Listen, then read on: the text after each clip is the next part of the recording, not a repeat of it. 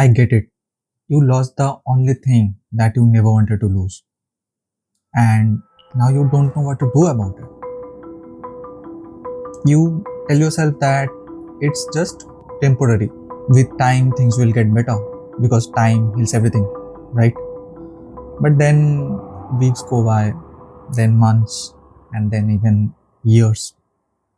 And it still doesn't make sense because you did everything that they ever wanted from you, and then some more.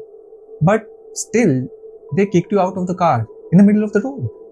Now, I could say that things happen for a reason or you are better off without them. But it don't help you, would it? Instead, what if I told you that people who want you to move on just like that are actually wrong? Here's why: they don't understand what you're actually going through. Because honestly, they don't want.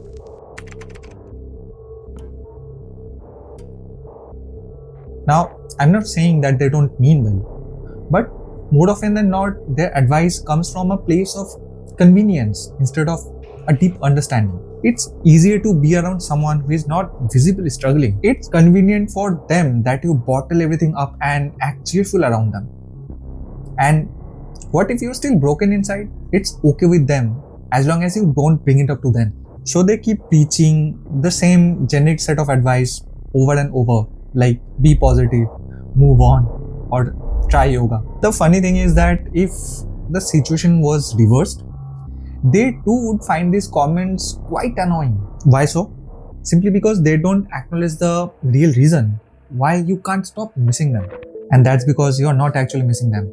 You think you do, but actually you don't. In reality, it's actually much more painful than that. You are actually getting nostalgic for a future that never existed and most probably never will. The truth is that when someone leaves you for no fault of yours, you don't just lose the person, you also lose the version of the future that you were too excited to live with them. You have imagined a version of yourself who was partnered, steady, understood, and who was moving forward with someone who knew their entire arc. And now you're forced to exist in a version of the future that doesn't feel right. And you never seem to get used to it, no matter how long it has been. Not everyone can feel this kind of pain because they have never experienced love like you did. So no one can actually warn you on why you are addicted to the pain. The truth is, people really don't care what you have been through. So you're bound to get hurt by people who are emotionally unavailable, inconsistent,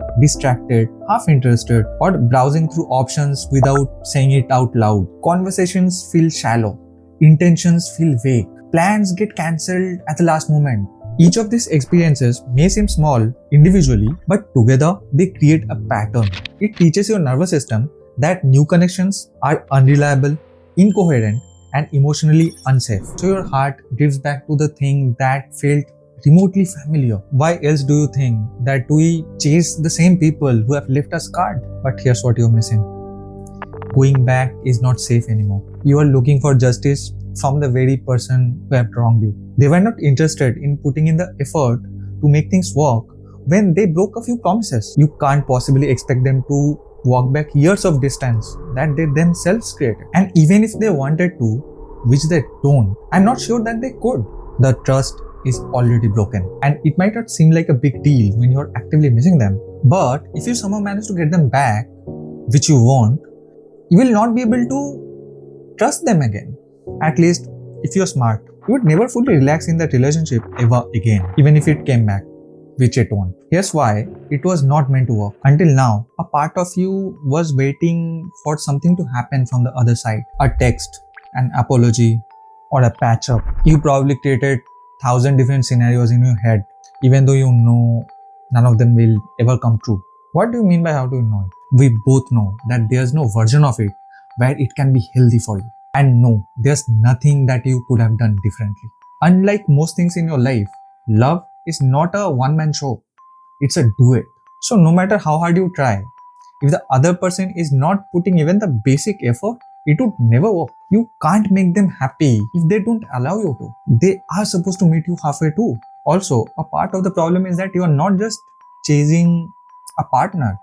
You're trying to escape your loneliness. But in reality, you do need to sit with your loneliness instead of trying to escape it. And when you no longer need someone else to love you, for you to feel loved by yourself, I promise you that you will sleep like a baby instead of checking your phone at 3 am. If this helped you, feel free to like and subscribe so when you check your phone, it won't be for nothing.